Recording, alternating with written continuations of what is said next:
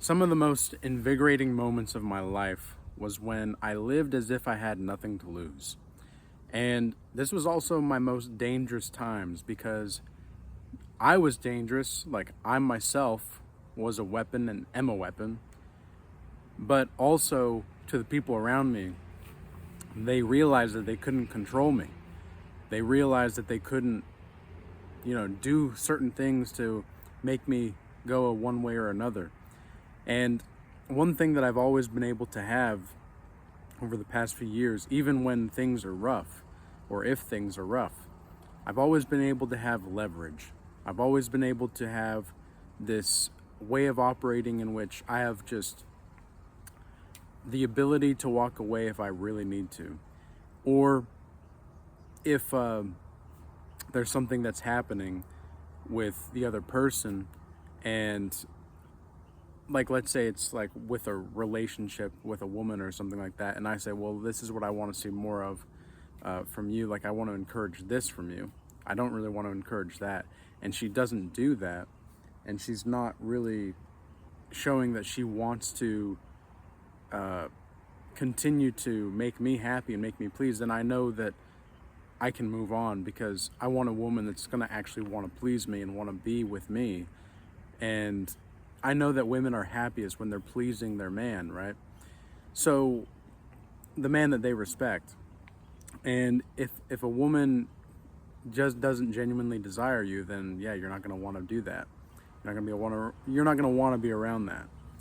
But, that doesn't usually happen much anymore. Most women nowadays, that if there is someone that shows interest in me, they are actually showing interest in me. And I remember even with jobs too, and even with in the workforce, within the workforce and such, I remember telling one of the women that worked there, she was kind of a brat when it came to being the supervisor. And of course there was like the CEO, then her, and then me. And so she always like wanted to play the trump card of like being above me, right? And I just was fed up with it after it was about maybe a few months, and I just was fed up with it. And I had the job to lose, right? I had the job to lose. I wasn't as financially stable at the moment because I was paying off a lot of debt, and I was trying to choose to pay off more debt than save money. And one thing that I wish I did a little different at the time was pay like minimum payments and just stack money, so that way if something happened, then I'd be able to have the money and still keep paying the bills. But I mean, you can do. I'm not a financial guru here. I'm not saying how to finance yourself or how to live with your finances, but that's just something that I wish I did different at the time. And the reason being is because the debt, like if you have the cash and you should stack the cash first, well, of course you're going to have a little bit of time, right? It kind of saves you a bit of time to figure things out if you need to. But ultimately, like, I think the best thing for you to do is obviously to pay off debt, like, as quickly as possible. I don't encourage anybody to get into debt, but sometimes you feel like you have nothing to lose when you're in debt, and you're like, well, all right, I'm just going to keep going with it. And that can be a trap. Be mindful of that. But specifically going back to the story with the woman, so I was fed up with how she was acting and treating me and all that. And, she was like a tornado. I literally had dreams where I would be working at this place, and she would be like a tornado, disrupting everything that I've just organized. Because I was a manager at the time, and even though she was like the regional manager, right? She was like the regional manager. Like, I still had people that I was managing. I still had people. I was still in a position of leadership, and she just acted like I didn't know what I was doing and all that. And so finally one day I said, look, if you're going to keep behaving this way, there's the door. Because at the time we were like hybrid remote. We weren't exactly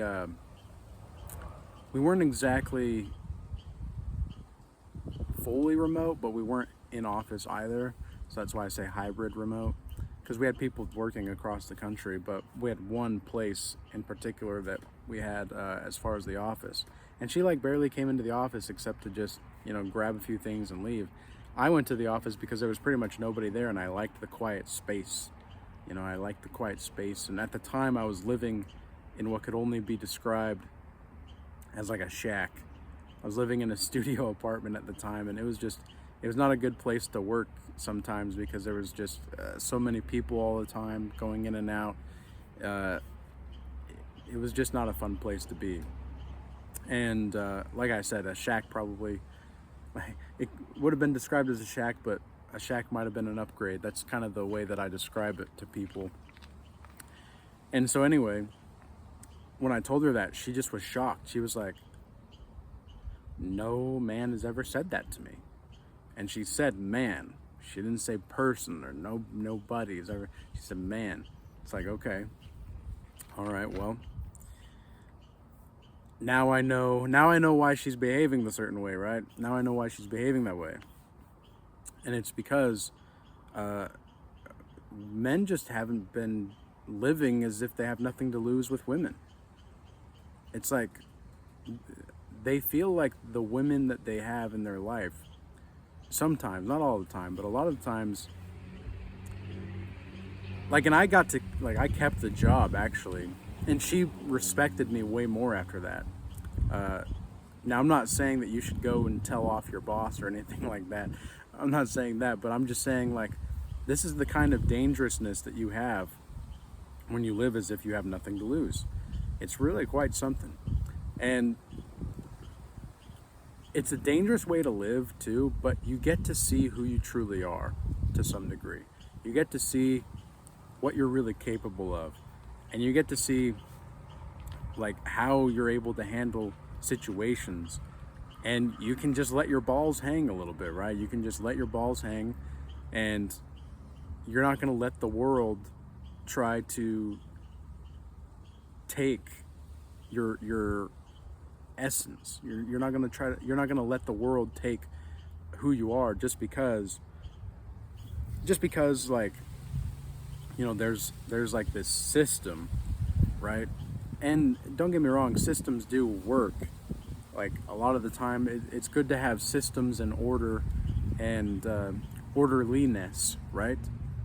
But I think the proclivity that most people have to move toward deteriorating their own sense of progress in systems without even realizing it is very high. They do that very often. And sometimes you need to have that check, right? Sometimes you need to check people. And again, I'm not telling you should check your boss by any chance or your supervisor, but sometimes you just need to have that faith that what you're doing is for you. At the end of the day, you're living the way that you're living so that you can really take on that adventure of life. Because to say yes to the adventure is really what's most important. To say yes to the adventure is the ideal in how you're going to live. If you don't live with the sense of adventure, sometimes, especially as a man, maybe as a woman you don't need that sense of adventure all the time until the man that you want comes into your life. But if you are inexplicably focused on trying to be safe and secure all the time, I don't think that you're going to be able to learn who you truly are. I think in some ways you have to take risks, and you've got to be able to accept the consequences of those risks. And even me myself recently, when I overestimated my abilities and I underestimated the simulation's abilities to trick and to deceive. Like, I thought that I was, being, oh man, I know this, I know that, I know this. And I was very prideful, but just for a moment. But that moment really skewed up, quote unquote, my plans. But maybe my plans weren't God's plans. Maybe my plans for what I wanted isn't what God wanted. We had somebody in the community for the Regal Change Academy. He posted recently about how you need to wait sometimes. Sometimes you need to wait. It's like, Moses waited 40 years, Noah waited 120 years, etc. Like, all of these different people in the Bible that waited a certain amount of time to receive God's blessing. And there's a reason for that. It's because they weren't quite ready, but they had to go through certain things, and God wanted to give them these things. God wanted to, but maybe they just weren't quite ready. So maybe you're just not quite ready. Maybe you need to take a few more risks. Maybe you need to become a little bit more dangerous by living a lifestyle that stops trying to encage yourself. Like, sometimes in the past, before I started to follow Christ, I used to believe and feel like I had built myself a glass prison. Like, I'd built myself into a glass prison where it's like my body, it's not like my body's the cage, but it felt like I was on the outside looking in, and I was not on the inside looking out. And I just was like, man, it feels like I'm so, caged. It feels like I'm almost like claustrophobic spiritually. It felt like I was claustrophobic spiritually, and that was not a good feeling. That was not a fun feeling by any stretch. And, something that I think that most people don't know how to do, and they don't know how to live, and they don't know how to operate in this world where they feel like they're in a cage, but they don't want to do anything about it. It's like, look, if you've ever been at rock bottom, which I've been at rock bottom, I know what rock bottom feels like. I never want to go back there again. Never, ever, ever. Like, I will never go back there again. It's a terrible, terrible feeling. Just the feeling that you have of complete, utter hopelessness, like and life is not hopeless, but you feel like it is. You feel like you're cursed. You feel like this, and it's not a fun feeling at all. And of course, like, you can still afford to be happy. You can still afford to be joyful. You can still afford to be these things. Spiritually speaking, you can absolutely afford it. You can still afford to have a positive mindset, but maybe you don't feel like you can afford it. So then you just get depressed, you get anxious, you get stressed. And that doesn't really help anybody or anything in the long run. But it's okay to feel those things. Something that Novak Djokovic, who I really like him. A lot of people who watch tennis don't like Novak Djokovic, but I have always really liked Novak Djokovic because he always stands his ground on things, and he seems very diplomatic. A lot of people don't like him because of his mental toughness, and I think a lot of people are still bitter about that 2019 Federer match with Wimbledon. But for people that don't know tennis, you're probably not going to understand what I'm saying. But anyway, Djokovic, something that he said in an interview a while back was, like, you just have this mental toughness and mentality, like how did you just have that talent, and Novak Djokovic says, no, I have to correct you on this. This is not a talent. This is something that you have to build through time. This is something that you have to build that championship mentality. Okay, and something that he describes is how mental toughness, he's like, you just have to play the point as it's like the point. It's just one point. Sometimes in life, when you experience hard times, like let's say you're down a couple sets in a tennis match at a grand slam, right? For those of you that don't know, there are best of 5 sets in a tennis match, and if you're down 2 sets in a grand slam, which it's 5 sets in the grand slams, and there's only 4 grand slam tournaments per year, but in every other tennis tournament it's usually best 2 out of 3, or best of 3 sets, whoever wins 2 sets first. But if you're down 2 sets in a grand slam, usually coming back from that is like impossible. Like the mental fortitude that it takes to like realize like how far you still have to go, it can be a lot. You know, and when I played tennis in high school, I remember when I was at state championships, I was down 1 set and it felt like I had already lost. You know, and I realized in retrospect, like that was my lack of mental toughness, but I was able to come back a little bit and I was able to fight for it, but I still lost that 3rd set, you know.